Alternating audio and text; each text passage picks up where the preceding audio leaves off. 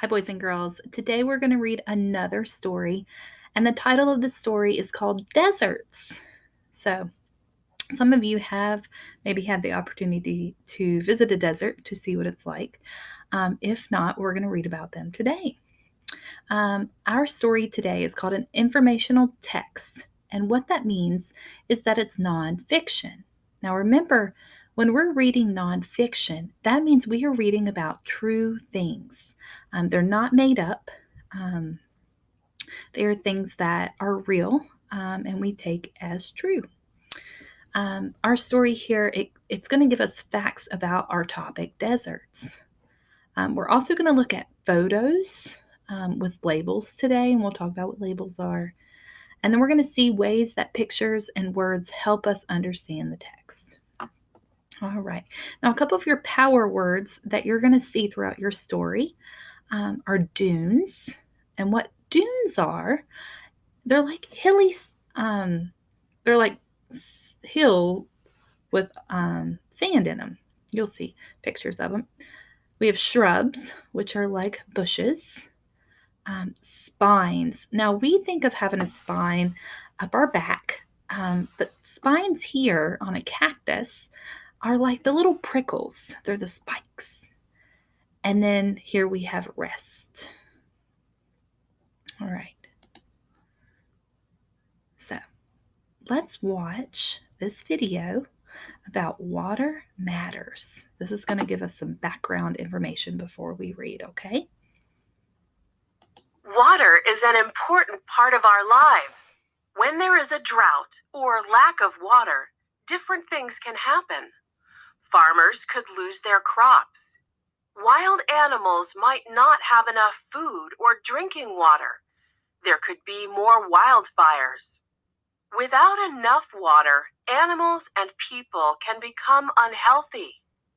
You can help by conserving or saving the water we have. When you don't waste water or use too much, people, plants, and wildlife will have more water when a drought happens.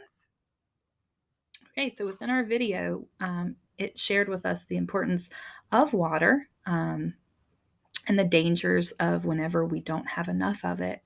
It also mentioned how important it is for us to save water. For example, if you're washing your hands or brushing your teeth or washing the dishes, instead of just letting the water run, just get enough water that's needed and then cut it off and then cut it back on when you need it again. So we're going to see how with deserts, water is important. Okay. So here's our cover. At the very beginning of your story, you'll see this picture. And our author is Quinn M. Arnold.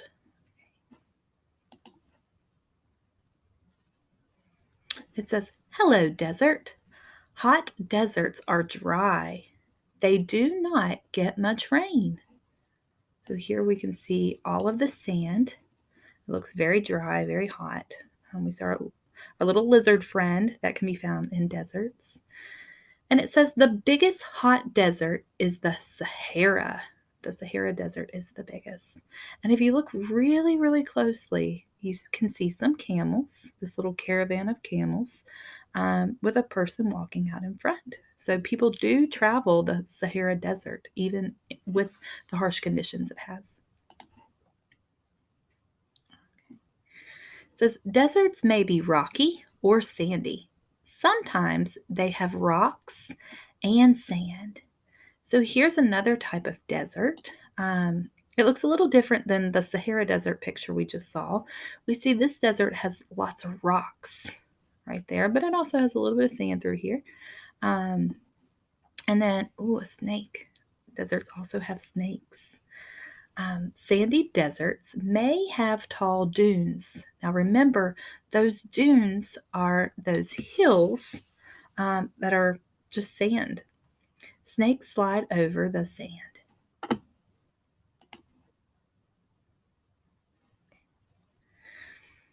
Plants and animals adapt to the desert. Animals get water from food they eat. So here we see another little animal that can be found in the desert, and he relies on